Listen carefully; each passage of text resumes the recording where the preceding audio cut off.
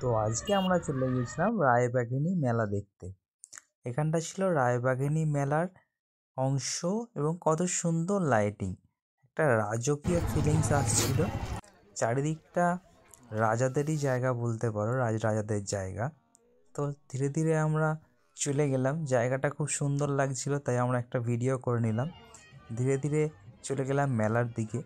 বিভিন্ন রকম মেলা বসেছিল, এখানে ফুলের দোকান ছিল, বিভিন্ন খাবারের স্টল ছিল, এখানে মহিলাদের জন্য জিনিস ছিল কেনাকাটি।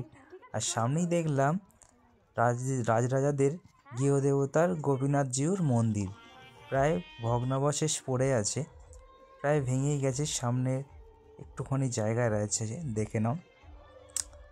তো তারপরেই চলে গেলাম ভেতরের দিকে মেলার। এখানটা ছিল আরও সুন্দর লাগছিল। আর মেলাতে আজকে এসেছিলেন তন্ময় কর, বিশিষ্ট সঙ্গীত শিল্পী, এবং ছিলেন শ্রুতি ম্যাম। তো আমরা মেন গেটের দিকে গিয়ে চলে গেলাম ভেতরের দিকে। তোমাদেরকে কিছু কিছু গান আমরা শেয়ার করছি, ওনার নিজের গাওয়া, তোমরা শুনে বল কেমন হয়েছে, আর কতজন এনাকে চেনো, কতজন এনার ভক্ত অবশ্যই জানিও। আমার খুবই ভালো লাগে, তাই চলে গিয়েছিলাম। চলো কিছু কিছু অংশ, কিছু কিছু গানে শুনে।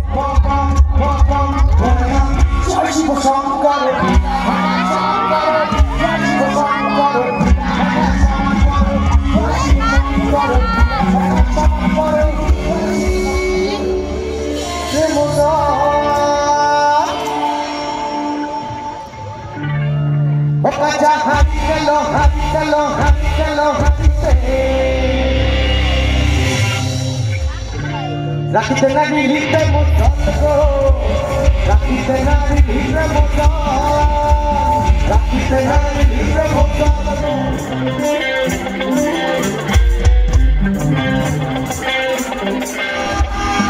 বাবা আমার পাগল খাতা মন জোরে না রে বাবা, এই সাগর পানে আইসাই আমার মাতাল মাতাল লাগে, এই রূপ দেখিয়া মূর্তি জগায় সুখের পঙ্ক্তি ডাকে।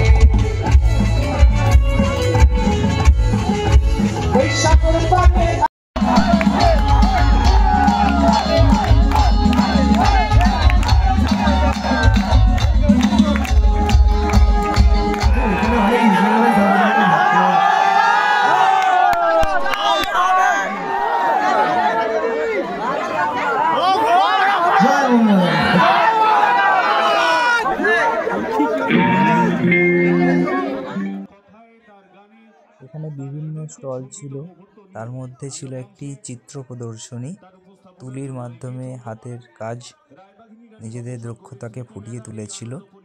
তো যাই হোক, শেষকালে আমরা কিছু খাওয়া দাওয়া করে নিলাম, খাওয়া দাওয়া করে বাড়ির পথে রওনা দিলাম।